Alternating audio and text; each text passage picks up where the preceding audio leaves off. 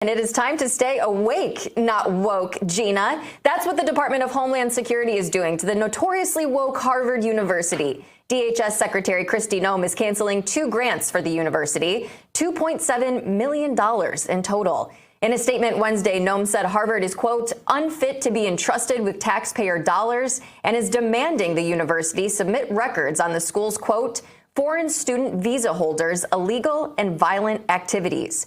Harvard could face further ramifications if they do not hand over those documents before the end of the month. Now, the university is being criticized for anti-Semitism on campus after a pro-Palestine encampment popped up in Harvard Yard last spring. Oh, that was certainly enough to make you hit your breaking point. And lucky for us, Real America's Voice's very own David Zier is here with us now. He's the host of Breaking Point every weekend here on RAV. David, President Trump, he's been criticizing Harvard. He had a post on X saying the school is a joke. They only hire, quote, woke, radical left idiots and bird brains. I mean, they're one of the wealthiest universities in the world. They don't need any more taxpayer dollars, right, David?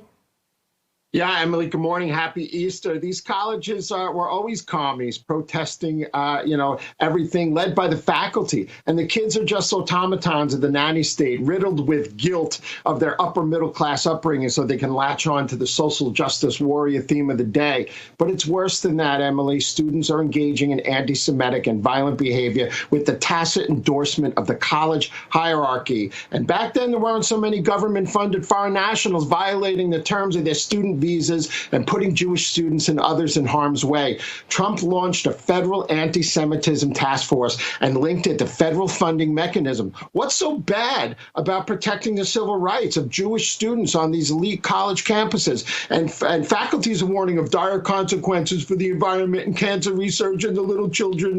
It's always scare tactics. And Princeton President Chris Eisgruber said there's a principal threat to academic freedom here. And there isn't. Get men out of women's sports and stop creating unsafe environments for Jewish students on the campuses. And there's some daylight here, though. Students are trending more conservative thanks to brutal COVID policies, outrageous student loan debts, and, of course, the brilliant efforts of TPUSA. And I just wanted to add, I paid for 72 years of Catholic school and college for my children. So, and we're all saddled with debt and student loans, and our kids, until they're 40, they're unable to pursue the American dream. So I have advice for everybody in America. Keep your kid at home, get a vocation, skip the fancy schools. There's a strong need for reliable trades. My plumber owns 2 houses in the island of Grenada. Wow, that is awesome.